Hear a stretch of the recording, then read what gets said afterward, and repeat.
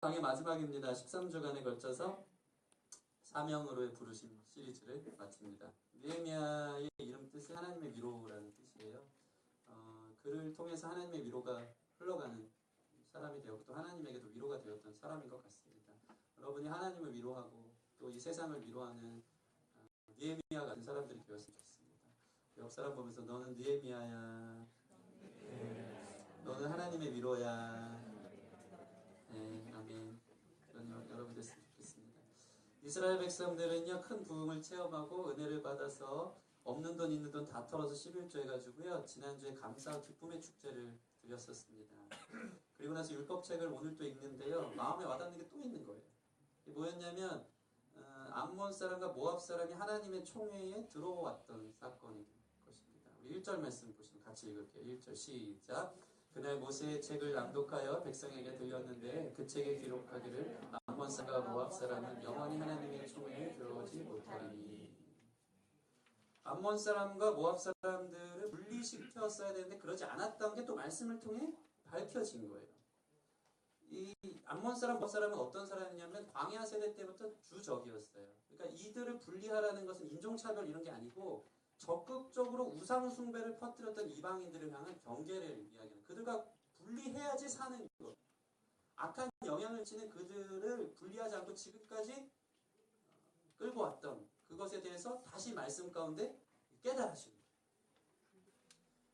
이들이 어떤 사람이었냐면 우상 숭배의 원인을 제공했던 사람들이었던 것이죠. 그래서 분리하길 원하셨던 거예요. 3절 말씀 같이 읽어볼게요. 3절 시작. 백성이 율법을 듣고 섞인 무리를 이스라엘 가운데서 모두 분리하리라. 아멘, 아멘. 참 신기한 것이 있는데 우리 삶에 이런 불순물들, 누룩들, 제거해야 되는 어떠한 것들이 우리 삶에 곳곳에 남아 있어요. 그렇게 부흥을 맞이하고 그렇게 은혜도 받았는데도 여전히 작게 크게 우리 삶에 있단 말이에요. 그렇게 은혜를 받았지만 남아있는, 질기게 남아있는 그 어떠함을 하나님의 말씀을 들을 때마다 그것을 결단하고 분리해내는 작업들을 하는 것, 그것이 예배에 성공한 사람들의 모습인 줄 믿습니다. 하나님의 말씀을 통해 여러분을 지적해 주세요. 구체적으로 지적해 주시는 거예요. 살았고 문동력 있는 하나님의 말씀이 오늘도 구체적으로 쿡쿡 찔러주세요. 너 안에 있는 암몬 사람, 모압 사람, 또 여전히 그 영향 받고 있는 거, 그거 찔러주시는 거예요. 찔림이 있는 거 하나님 말씀하는 증거인 줄 믿습니다. 그거를 끊어내야 돼요. 그게 말씀에 반응하는 사람들의 모습이라는 것입니다. 말씀을 듣고 은혜 받으면요, 모든 문제의 원인들을 깨닫게 돼요. 내 삶은 왜 이 모양인가 하는데 말씀 듣다 보면 하나님의 빛이 임해서 그 문제의 실마리를 잡히는 거예요. 막 얽혀갖고 이걸 어디서부터 풀어야 될지 모르는데 그걸 보여주는 거예요. 너 문제가 그거야. 어쩌면 그 문제의 원인이 내가 살아서 이것 때문에 그런가랑은 전혀 상관없는 부분일 수 있어요. 하나님과의 관계에 대한 부분일 수 있어요. 이것에 대해서 말씀을 통해 지적해 주실 때 그것을 분리해내는 작업, 수술대에 우리가 올라와서 종양 떼내듯이 오늘도 이 말씀 앞에서 여러분 안에 하나님과의 관계 안에서 무너뜨리게 하는 모든 것들을 분리해내는 작업들이 말씀을 통해 일어났으면 좋겠습니다. 그런 진지한 태도가 저 여러분 가운데 있기를 바랍니다. 아멘. 오래 지내면서 익숙하고 정이 든 것이어도 그것이 하나님께서 기뻐하지 않는다는 사실이 있다면 그것을 끊어내는 일들이 있었으면 좋겠어요. 감정적으로 힘들어도 분별해서 끊어내야 돼요. 그 일들을 하나님 계속 말씀해 주시는 거예요. 신앙의 업그레이드는 다음 단계의 성숙은 이게 해결돼야 돼요. 그러면 그 다음 이렇게 올라가는 거예요. 이 문제 해결하지 못하면 주님은 맨날 찌를 거예요. 그거 갖고 10년, 20년 가면 그냥 그 수준 막 구원은 받겠죠. 근데 그 씨름하는 수준만 되는 거예요. 하나님이 진단하시고 그거 계속 그거야. 그거 내려놔야 돼. 그거 분리해야 돼. 말씀하실 때 결단들이 있길 바랍니다. 그것들 감정적으로 힘들어도 나아갈 때 그런 자들을 하나님이 기뻐하시고 그런 거룩한 하나님의 교회를 통해서 하나님이 이 땅을 새롭게 하실 줄 믿습니다. 3절에서 4절 넘어가면요, 느헤미야가 이제 성벽 재건을 마쳤어요. 그 일들을 페르시아에서 나오지 않았습니까? 나와가지고 말미를 주십시오 해가지고 그 일들을 마친 다음에 페르시아 수산성으로 리콜돼요. 그러니까 불려갑니다. 거기 가서 또 자기의 업무를 술 관원장의 일을 맡다가 2년에서 3년 정도 있다가 다시 예루살렘 총독으로 파견되는 내용이 3절에서 4절의 텀이 있는 거예요. 그러니까 성벽 재건했다가 다시 페르시아로 가서 수상궁에서 업무 보다가 3년쯤 됐을 때 다시 예루살렘 총독으로 이렇게 불려져서 가고 나서 지금 오늘 느헤미야가 개혁을 이루는데 이 13장의 내용 보면 그 전에 우리가 들었던 내용들인 거야. 안식일을 잘 지켜야 되는 거, 이방 여인과 결혼하지 말아야 되는 거, 11조 잘 내는 거. 근데 그거 3년 지났는데 지금 어떤 일이 벌어지고 있냐면 옛날 습관 그대로 지금 이스라엘 백성들이 느헤미야가 자리를 비운 그 3년 그걸 못 참아서 여전히 그렇게 살고 있는 태도들이 보여지는 거예요. 저는 이것을 보면서 오직 이 모든 것의 종말, 이 모든 것의 결국은 우리 천국에서 또 예수님의 재림을 통해서 완성되어진다는 걸 봤어요. 느헤미야가 하나님 말씀을 듣고 부흥도 임하고 놀라운 역사를 이루었음에도 불구하고 느헤미야 13장은 뭐냐면 또 무너진 이스라엘 백성들을 보습니다. 여러분 우리가 느헤미야 강해를 통해 들었겠지만 얼마나 진지했어요. 얼마나 하나님의 역사가 컸어요. 막 울며 불며 몇 날 며칠을 말씀 앞에 회개하는 일들이 벌어졌단 말이에요. 결단하고 실천하기 위해서 리더들이 전부 다 막 사인하는 일들이 있었어요. 줄 서서 사인하면서 내가 이제 앞장서겠다. 근데 느헤미야란 리더십이 딱 무너지고 3년 잠깐 갔다 온 사이에 여전히 이방 여인들과 결혼하는 풍습이 그대로 막 스물스물 일어나고 11조 안 내고 그런 안식일에 일하고 이런 일들이 벌어지는 거예요. 느헤미야는 참 대단한 게 뭐냐면 갔다 와서 아무 일도 없었던 것처럼 또 그 자리에 서서 그 개혁을 합니다. 그게 같은 사명자의 모습인 줄 믿습니다. 사람에게 소망 없어요. 목회하면서 제일 힘든 일이 아마 그걸로 생각됩니다. 사람처럼 변하지 않는 소리가 그렇게 목회 10년, 20년 해도 안 변해요. 근데 못 알아요. 설명했는데 전혀 이해를 못해요. 그럼에도 불구하고 똑같은 일을 해나가는 거. 루틴하지만 롱런할 수 있는 거. 계속 가는 거. 하나님의 뜻이니까. 그게 사명자로 지켜야 될 자리의 모습인 줄 믿습니다. 느헤미야가 그게 ING 되는 거예요. 13장에서 완전 끝났으면 되는데 또 다음 역사가 이루어지는 거예요. 오직 예수 그리스도를 통해서 마무리되어지는 줄 믿습니다.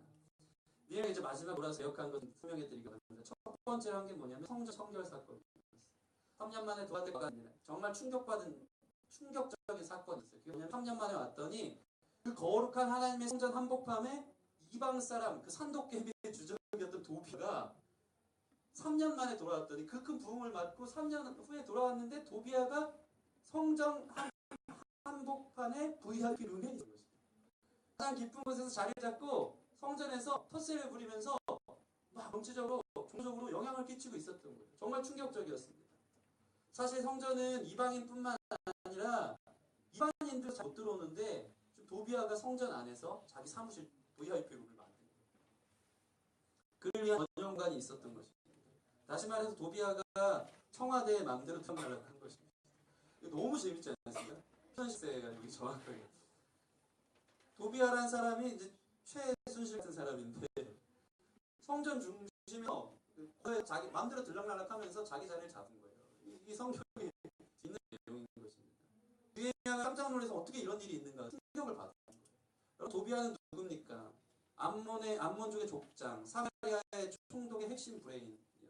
대적, 마귀의 가장 옆에 있었던 마귀 비서실장 같았던 그런 존재였죠. 세상 세력의 해공대장이 예루살렘 성벽 재건을 제일 앞장서 방해했던 사람이 하나님의 성전 안 사무실에 버젓이 앉아 있었던 것입니다.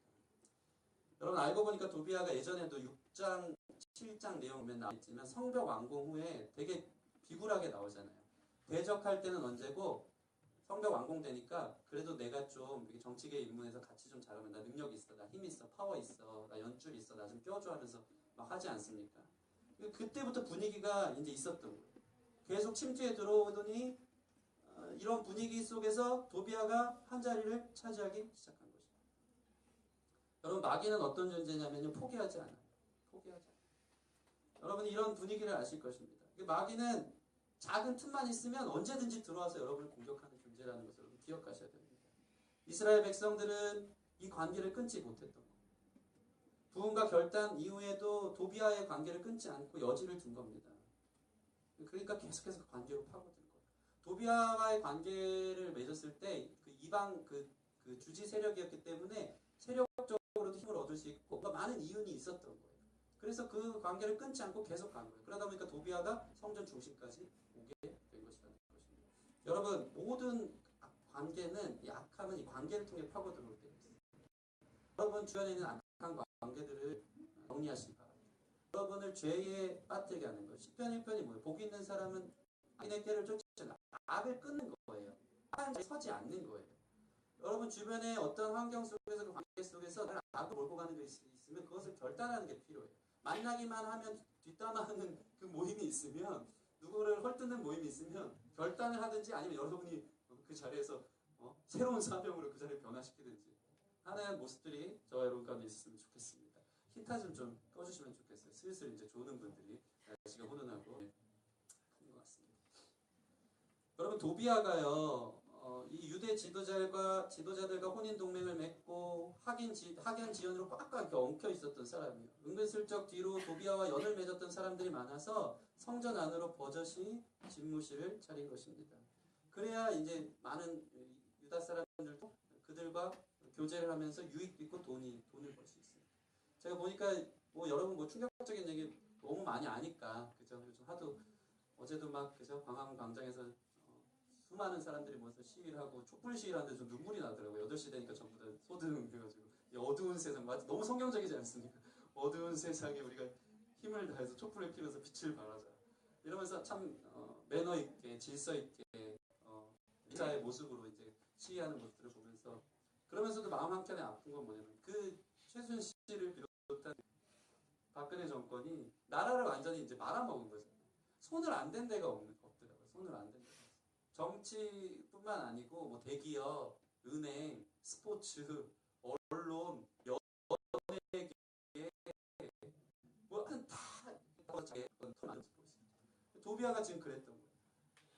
은근슬쩍 다 학연 지연으로 엮여 있고 다 결혼하면서 이렇게 묶여 있던 거예요. 그 기득권 사람들하고 묶여 있어서 그 영향력을 퍼뜨리면서 암처럼 그 이스라엘 백성들을 이렇게 흐트러 놓은 것이 도비아의 모습이라는 것입니다.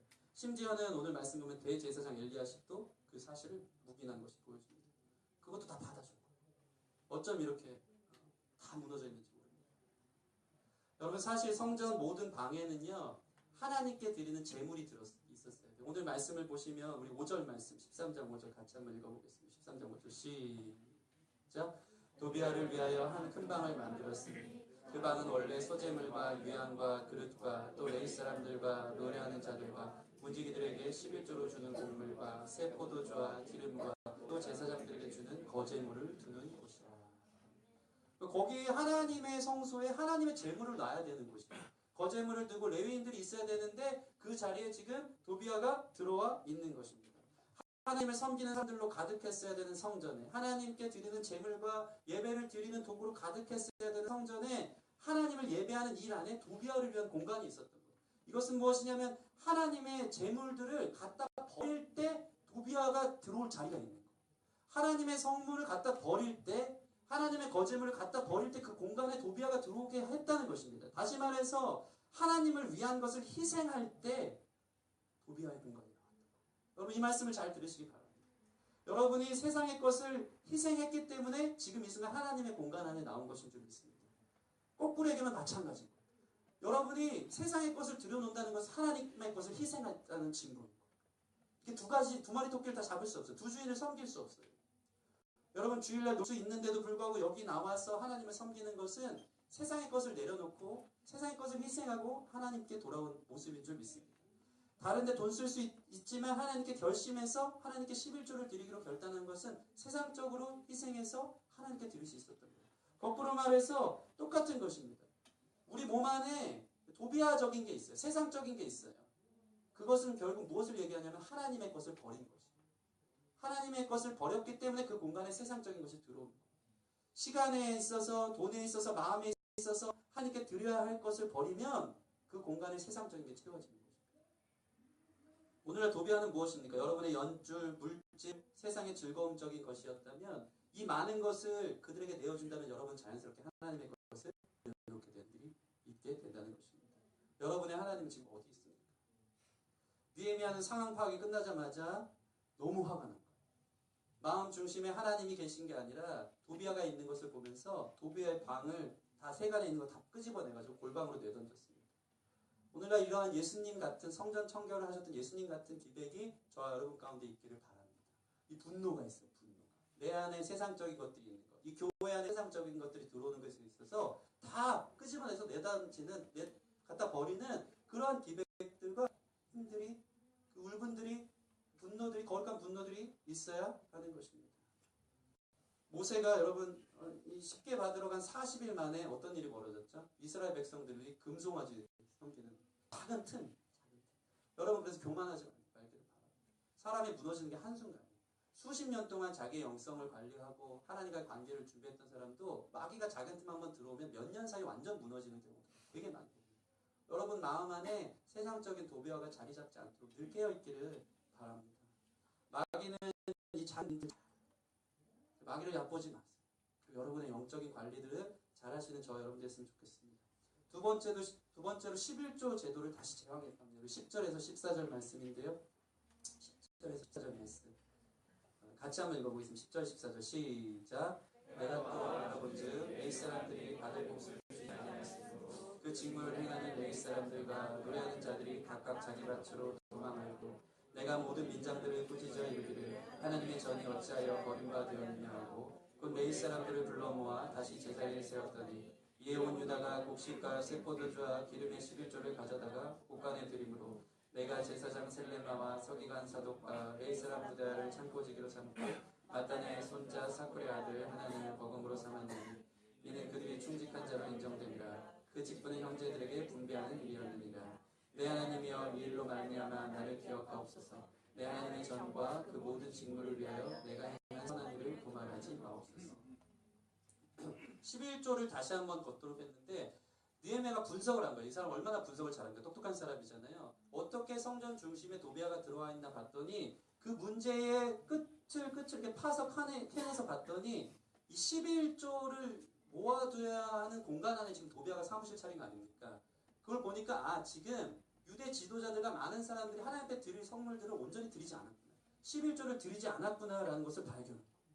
유대 사람들이 11조를 드리지 않으니까 영적 지도자들이 어떤 상태가 벌어지냐면 교회 성직자들, 이 레위인들, 제사장들이요 다 성전 직무를 내려놓고 먹고 살 게 없으니까 시골로 내려가서 농사를 하는 일들이 벌어져요. 그 3년 사이. 11조를 내지 않으니까 레위인들이 먹고 살 것이 없어서 물론 잘못됐죠. 잘못됐는데 먹고 살 거 없으니까 다 자기 자리를 포기하고 농사 지으러 이중 잡을 뛰러 다닌 거예요. 그러다 보니까 그 공간은 비어있고 거기에 도비아가 들어와 있었던 것입니다. 여러분 그래서 지금 느헤미야가 이렇게 합니다. 11조가 안 되니까 레위인들이 다 시골 가고 다 도망간 걸 보면서 이 사실을 깨닫고 느헤미야는 모든 민장들을 불러요. 리더들을 불러다가 꾸짖어요. 리더들 다 불러서 이렇게 꾸짖습니다. 리더들 안에 너희가 영적 책임을 져야 돼. 니네가 교회 신경 안 쓰니까 교회 안에 이러한 세상적인 것들이 가득 찼다라고 꾸짖고 있는 것입니다. 너희가 이 성전을 만민이 기도하는 집으로 세우지 않으니까 성전에서 이 사고 파는 매매의 법칙, 은혜가 아닌 기브 앤 테이크의 법칙이 들어온 거예요. 말씀을 소비하는 게 들어온 거예요. 듣고 좋으면 이런 문화가 들어오는 거예요. 기도하지 않으니까. 민장들이, 리더들이 깨어있지 않으니까 하나님의 성전 안에 세상적인 가치들이 막 밀려오는 거예요. 온전한 11조를 하나님 앞에 드리지 않으니까 은혜가 없어요. 그 다 다른 데 가서 세상적인 일들을 하는 거예요. 그러니까 세상적인 것이 교회 안으로 들어오는 것을 보여주고 있는 것입니다. 여러분 11조는 무엇을 상징합니까? 우리의 재정이 다시 하나님께로 온전히 돌아와야 한다는 것을 상징하는 것인 줄 믿습니다. 여러분이 은혜 받았으면 여러분의 용돈이 여러분의 가계부가 하나님 중심으로 바로 서길 바랍니다. 이건 아주 현실적인 얘기예요. 제가 자주 얘기하잖아요. 이 요한에슬레가 이런 얘기를 했어요. 내 돈 주머니가 너의 주머니가 회개하기 전에는 너의 회개를 믿지 못합니다. 여러분 주머니가 회개하는 일이 있기를 바랍니다. 이 물질을 갖고 살기 때문에 돈을 갖고 살기 때문에 여러분이 돈을 어디에 쓰느냐가 여러분의 마음이 있는 것이에요. 여러분의 시간이 있는 것이에요. 여러분이 용돈이 얼마가 됐든 말발에서 얼마큼 벌든 아니면 얼마큼의 수입이 있든 상관없이 그걸 지금 어떤 방침으로 쓰고 있는가. 하나님 중심인가 아니면 나 중심인가. 이것을 잘 분별하시기 바랍니다. 오늘날 한국 사람들은 이제 자기 소비로 자기를 증명한다 그러잖아요. 이거 좋은 거 사면 그게 자기인 줄 알아요. 명품 하나 사면 그게 자기인 줄 알아요. 그 어떠함으로 자기를 포장해서 자기를 증명하려는 거예요. 그런 어떤 인간 중심, 자기 중심적인 것들이 사라져야 되는 것입니다. 제가 예전에 지하를 갔었는데 말이 잘 안 들어온 거예요. 근데 하여튼 여러분처럼 이렇게 졸진 않았어요. 졸진 않고 저 말씀드리는데 잠은 안 오더라고요. 하나님 은혜인 줄 믿습니다. 그래서 목사님 아무리 피곤해도 말씀드리면 저 잠을 안 자거든요. 여러분은 잡니다 지금. 아니 막 이제 힘들어서 힘든 말씀을 잘 이해도 안 됐는데 어떤 포인트에서 은혜가 됐냐면 헌금을 걷는데 갑자기 제 안에 회개가 터져나. 돈 500원, 돈 1000원 쓰는 게 나 중심적으로 내 유익을 위해서 더 심하게 얘기하면 죄 짓는데 쓰고 있었던. 그러면서 하나님 드릴 때는 인색하고 가계부가 정리가 안 돼. 규모 없이 질서 없이 내 유익만을 위해 쓰는데 내가 물질을 헌금을 드는데 거기서 막 회개가 터져가 보니까 다른 사람은 말씀 듣고 기도할 때 막 눈물 흘리고 기도하는데 헌금하다가 그렇게 회개한 적은 처음이에요. 하나님 앞에 하나님 제 안에 이 물질을 사용하는 것에 있어서 온전한 회개가 필요하다는 생각이 들었어요. 여러분 우리 청년들이 이 자본주의 사회 안에서 물질을 거룩하게 쓰시길 바랍니다. 여러분에게는 10만 원이 있다면 그걸 어떻게 쓰고 있습니까? 11조를 회복하고 주님 중심으로 사세요. 내가 이거 하나 쓰는 게 하나님 영광이 되는가? 그거 고민하고 진지하게 멋있게 사용할 수 있는 저와 여러분 되었으면 좋겠습니다. 이게 다 묶여있는 거예요. 묶여있는 거. 신기하게 영적으로 묶여있어요. 나는 그냥 11조를 안 냈는데 궁극적으로 도비아가 들어와 살게 된 경우가 된 거예요. 오늘 같은 경우. 그죠? 다 묶여있는 거예요. 내 물질적인 것을 하나님 앞에 온전히 드리지 않으니까 거기에 다른 게 들어오는 거예요. 이것을 잘 분별하시기 바랍니다. 세 번째는 안식일을 지키는 일을 계획했어요. 11조를 확인한 느헤미야가 안식일을 엄격하게 지키도록 했습니다. 3년 만에 돌아오니까 안식일에 수많은 이스라엘 사람들이 예루살렘 성벽 중심으로 장사를 하기 시작한 거예요. 오늘은 주일인데 가게 문 열고 있는 거예요. 먹고 살 일이 너무 힘드니까 주일날에도 막 열심히 일을 하고 있는 것입니다. 여러분 우리 하나님의 사람들은 이 돈에 따라 다람쥐 쳇바퀴 돌아가듯이 살아가는 인생이 아닌 줄 믿습니다. 우리는 일주일에 하루를 하나님 앞에 온전히 드리는 사람이 돼야 돼요. 세상 사람들은 이런 쳇바퀴 이 리듬을 몰라요. 그러나 우리는 하나님 중심으로 살아야 되기 때문에 한 주에 한 하루 첫 시작, 한 주의 첫 시작인 이 주일만큼은 하나님 앞에 온전히 드리는 게 필요합니다. 이것은 믿음이 필요한 거예요. 세상 사람 다 그렇게 살지 않은데 나도 그렇게 살으라고요? 그러니까 믿음이 필요한 거예요. 나를 먹이시고 입히시는 분은 하나님이고 이 믿음이 있으면 여러분 브레이크 잡으시고 하나님의 관계를 먼저 세우는 게 중요한 줄 믿습니다. 우리 청년들 이거는 다 지켰으면 좋겠어요. 항상 하는 얘기는 율법적으로 듣지 마시고 여러분을 위해 유익이 있는 줄 믿습니다. 공부도 그렇고 뭐 알바도 그렇고 돈 벌고 뭐 이게 중요하죠. 중요하죠. 때로는 그렇게 갈 수 있어요. 그러나 여러분 중심이 어디든지 봐요. 우리의 삶의 리듬, 우리의 영적인 이 리듬을 조율하는 시간은 이 주일인 줄 믿습니다. 한 주 동안 흩어졌던 하나님과의 관계, 사람과의 관계를 회복하는 일이 안식일에 이루어지는 거예요. 그것을 잘 자리 잡았으면 좋겠습니다. 우리 옆 사람 보면서 주일날 빠지지 말자. 네. 졸더라도 빠지지 않고 나오시는 저 여러분 됐으면 좋겠습니다. 아멘. 네. 항상 여러분들이 이 자리를 잘 지켜주시면 좋겠습니다. 제 삶을 한번 생각해봤어요. 저는 주일 성수 진짜 잘했거든요. 어렸을 때부터 한 번도 빠지지 않고 다닌 것 같아요. 진짜 한 번도 안 빠진 것 같아요. 소름 끼치다 갑자기. 모태신앙 태어나서 한 번도 주일을 빼본 적이 없대요. 무서워. 그런 것 같아요. 교회 갈 때 막 되게 멀리 있었어요. 막 공사장 지나가고 어렸을 때. 그런데도 오전 예배, 오후 예배를 한 번도 빠지지 않고 간 것 같아요. 어렸을 때. 오후 예배 저희 둘째이랑 저랑 초등학교 때 갔더니 선생님 혼자 계시더라고요. 선생님 혼자 너무 귀하다고 막 축복기도 해줬던 게 생각나요. 그때부터 이 신앙 교육이 제 안에 자리 잡기 시작하니까 저의 삶은 지금까지 하나님이 먹이시고 입히셨어요. 여러분이 보면 알겠지만. 저는 기가 막힌 하나님의 티오로 어디 한번 이력서 쓰지도 않고 지금까지 이렇게 살아왔습니다. 너무 신기해요. 이력서 100통 쓰시는 분들 계시죠? 열심히 쓰시길 바랍니다. 그러나 이 어떤 믿음이 있으면 하나님 먹고 사는 걸 책임져 주신다는 것을 여러분 기억하시기 바랍니다. 중심이 잘 잡혀요. 중심. 저는 어렸을 때부터 하나님은 참 그런 분이에요. 제가 이 얘기 자주 했지만 하나님은요 우리 안에 있는 작은 기도도 그게 하나님 마음에 합하면 너무 기뻐하세요. 저는 중학교 때 고등학교 때 뭐가 제 인생의 가장 큰 고민이었냐면 어떻게 하면 하나님 만날까 이게 제일 큰 고민이었어요. 막 수련회 가서 그렇게 매달리는 거예요. 그게 제 인생의 가장 큰 이제 화두였어요. 그러고 은혜 안 주시면 안 주시는 대로 주시면 주는 대로 매달리고 다녔던 것 같아요. 그러면서 하나님 저 그 당시만 이제 막 이 CCM 문화가 아주 활발하게 주류였거든요. 주류. 그 시대가 있었어요. 여러분 모르겠지만. 그러면 저는 기도를 한 거예요. 하나님 저 사용해 주세요. 찬양 사역 하고 싶어요. 그러니까 하나님 그렇게 인도하시더라고요.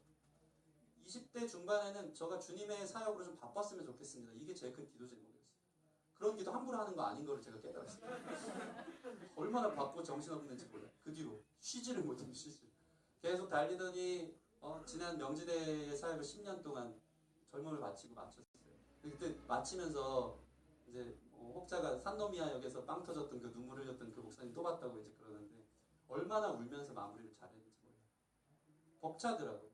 그러니까 뭐가 제일 벅차냐면 제가 작은 천국을 경험했는데 천국은 그런 곳이에요. 어떤 곳이냐면 나는 한 거 하나도 없는데 하나님 나 잘했다고 칭찬해 주시니까 그게 너무 감격스러워요. 나는 10년 동안 더 열심히 살고 싶었고 하나님에 더 드리지 못해서 부족하고 너무 죄송하고 더 온전히 하나님 앞에 드리지 못하고 열심을 다하지 못해서 부족한데 하나님은 그 사람들이 진심인지 아닌지 모르지만 나를 열매라고 나를 만나기 축복이라고 목사님 덕분에 전도사님 덕분에 우리 인생이 달라졌다고 뭐 이런 보상들을 주는데 나는 너무 부족한데 하나님은 잘했다 착하고 충성된 종아 얘기하니까 거기서 올라오는 이게 그러니까 제가 막 어디서 눈물이 터졌냐면 이제 영상 편지를 써준 거야. 이제 명지대 10년 동안 있었던 많은 이제. 근데 어디서 눈물이 터졌냐면 다 사실 웃겨요. 애들이 웃기고 이제 말하는 것도 너무 개그 코드가 너무 웃긴데 그 친구들이 하나님 얘기만 하면 그렇게 눈물이 나요. 목사님 하나님이 함께 하셨어요. 하나님 덕분에 목사님 통해서 하나님을 봤어요. 이 하나님 또 말씀 인용해서 얘기해 줄 때마다 눈물이 터지는 거예요. 그 작은 천국을 경험한 거. 하나님밖에 없구나. 하나님이 날 인정해 주시고 인도해 주시고 사랑해 주시고 끝까지 함께 하십니다. 여러분에게도 하나님의 티오가 있는 줄 믿습니다. 재정적으로 힘들 줄 알았는데 내년에 자신 있습니다. 교회에 올인할 생각으로 하면 하나님 먹여 살릴 줄 믿습니다. 이 어떤 크리스찬으로서의 어떤 야성이 있어야 돼요. 뚝심이 있어야 돼요. 세상 중심이 아니라 시간을 주님께 드리는 것, 물질을 주님께 드리는 것. 이 삶이 있을 때 여러분 하나님의 사람으로 하나님이 책임지는 인생이 될 줄 믿습니다. 이것을 여러분들이 경험했으면 좋겠습니다. 마지막 개혁은 뭐였냐면 이방인과의 결혼을 반대하는 거였어요. 이스라엘 모든 역사의 타락의 근거는 많은 사람들이 이방 여인과 결혼함으로부터 시작된 거예요. 그러나 이들은 또 이방 여인들과 결혼하기 시작했습니다. 오늘 말씀 보면 특별히 아스돗 사람, 암몬 사람, 모압 여인들과 결혼했어요. 이 아스돗, 암몬, 모압 여인들은 아주 예뻤어요. 문화적으로 우월했어요. 매력적이었고 다들 그리고 그 지역에서 지주들 이제 아주 세상적으로 얘기하면 힘이 있던 사람들이니까 이스라엘 백성들 물질도 없는데 그들과 결혼하면 집 한 채씩 받을 수 있고 그런데다 그들은 예뻤고 세련됐고 문화적으로 앞서갔고 그러니까 막 이방 결혼을 계속하기 시작한 거예요. 그 여기서 느헤미야가 정말 화가 난 한 포인트가 있었어요. 그게 뭐냐면 그 이방 여인과 결혼한 유다 사람의 자녀를 만났거든요. 자녀를 만났는데 이 자녀들이 다른 나라 말은 조금씩 하는데 히브리 말을 하나도 못하는 거예요. 그러니까 이방 여인과 결혼한 그 자녀가 히브리 말을 못했다는 건 뭐냐면 성경 교육을 전혀 가르치지 않았다는 거예요. 이것 때문에 너무 분노해요. 여러분 히브리 사람 유대인들은요 가나다라를 어떻게 배우냐면 이 구약 성경 모세오경 읽으면서 언어 배우거든요. 근데 이방인이랑 결혼했던 그 자녀들이 히브리 말을 하나도 못하고 다른 나라 말만 조금씩 한다는 거는 교육이 완전 망가졌다는 거예요. 이것 때문에 느헤미야가 얼마큼 분노한지 아십니까? 너무 재밌는 말씀인데 25절 말씀. 제가 이거 아까도 읽으면서 빵 터질 뻔했어요. 웃으면 안 되는데 너무 심각한 상황인데 오죽 느헤미야가 화가 났으면 이런 일을 해야 하는 거예요. 25절 같이 시작. 내가 그들을 책망하고 그들 중 몇 사람을 때리고 그들의 머리털을 뽑고 이르되 너희는 너희의 딸들을 그들의 아들에게 주지 말고 너희 아들들이나 너희를 위하여 그들의 딸을 데려다 오지 아니하겠다고 하나님을 가르쳐 맹세하라 하고 24절 말씀 읽어보세요. 시작. 그들의 자녀가 아스돗 방언을 절반쯤 하여도 유다 방언은 못하니 그 하는 말이 각고 느헤미야가 너무 충격받은 거예요. 얘네들이 이방 사람들이랑 그 세상 좋다고 하나님도 좋고 세상도 좋으니까 이방 사람들이랑 결혼하더니 그 자녀들이 구약 성경을 하나도 모르니까 지금 어떤 일을 벌이냐면 부모를 막 때리면서 머리끄댕이를 잡아당겨요. 야, 이거 지금 무슨 일을 하는 거냐고. 여러분 제가 교포 2세를 만났는데 그 자녀들이 한국말을 못한다고 제가 갑자기 막 그들을 때리면서 지금 머리끄댕이 잡아당겨요. 신방을 그런 식으로 한다고 생각해보세요. 얼마나 심이고 미쳤냐고. 근데 느헤미야 이게 성격 다혈질이 여기서 좀 드러나는 거예요. 아니 이 성전 갔다 왔으면 얼마나 화가 나겠어요. 3년 만에 왔는데 그깟 3년 겨우 3년 갔다 왔는데 다시 원상태로 돌아온 이스라엘 백성을 보면서 분노가 되니까 성전 청결 제대로 해라. 니네 11조 잘 드려라. 안식일 잘 드려야 했더니 수많은 사람들이, 민장들이, 리더들이 다 이방 여인들이랑 결혼하고 그 자녀들은 전혀 성경을 모르니까 머리끄댕이 잡아요. 너 죽고 나 죽자 하는 거야. 야, 이게 미쳤다고. 지금 이 상황이 여러분 이해가 되십니까? 니에미야 이게 분노가 터지는 거예요. 너무 화가 나는 거예요. 여러분 오늘날 많은 크리스찬들이요, 뭐 이혼율이 많고 다음 세대가 무너져가고 그 이유 중에 하나가 뭔지 아십니까? 여러분 중심에 온전한 신앙 교육을 해야 되겠다는 사명이 없어서 그래요. 다음 세대가 왜 무너지는지 아세요? 무슨 출산율이 저조해서 전혀 그렇지 않아요. 여러분 마음에 뭐가 있느냐가 중요해요. 여러분 누구랑 결혼하느냐. 여러분이 이방적인 사상, 세상에 어느 정도의 어떤 스펙이 있고 어느 정도의 그래도 이 정도는 돼야죠. 신앙 기본으로 깔고 그래도 외모 이 정도는 되고 안 믿어도 괜찮아요. 이러다가 다 이제 잡아먹고 살고 하나님 믿고 살고. 제가요 청년 때 이런 류의 사람들을 너무 많이 봐서 안타까워요. 그때 여러분 같은 때요 생명 주겠다고 기도하면서 교회 봉사하는 사람 되게 많아요. 제가 아는 분들 중에. 근데 안타까운 얘기지만 그들이 결혼하고 나서 그냥 생계를 유지하면서 사느라고, 물론 안타깝죠. 교회를 등지고 그냥 그렇게 살아간 사람이 너무 많아요. 돈 조금 모으면 여행 다니고 그냥 자기 증명하면서 살고 이런 사람이 너무 많아요. 신앙 다 어디다 팔아먹었나 싶어요. 여러분 우리 기쁨의 교회 사랑프로 청년들 이런 사람 하나도 없었으면 좋겠습니다. 길게 가시기 바랍니다.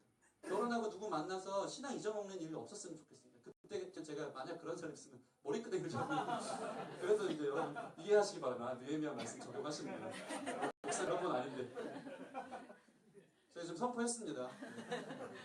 결혼했는데 자녀들이 교회 생활 제대로 안 하고 하나님도 모르고 말씀 한 자도 모르면 하여튼 머리채 다 쥐어드리는 거예요. 아싸, 내가 뭐 거대한 명목이 하나 생겼어요. 스트레스 좀 해소하겠습니다. 저뿐만 아니고 여러분들 그런 사람 보면 머리채를 잡아드시기 바랍니다. 이거 너무 심각한 얘기인 거예요. 이게 느헤미야가 이만큼 분노했다는 사실 여러분 기억하시기 바랍니다.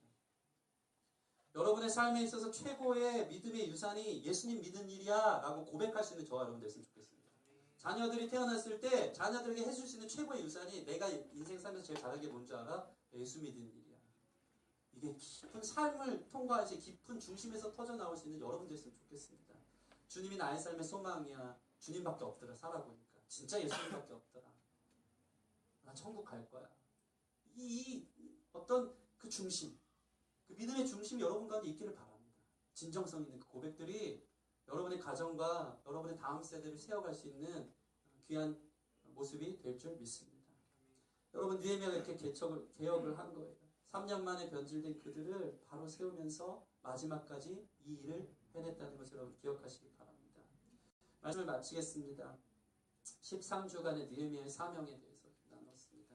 그는 모든 일을 전투적으로 했지만, 공격적으로 했지만 그 뒤에 수비할 때는 무조건 기도로 뒷받침하는 것을 여러분이 기억했을 것입니다. 기도로 사명받았죠. 기도로 하나님의 지혜를 얻었죠. 기도로 모든 문제를 헤쳐나갔죠. 성공했을 때도 기도로 하나님이 덮어달라고 계속 기도하는 걸 봅니다. 따라합시다. 사명자는 기도로 시작했다. 기도로 마친다.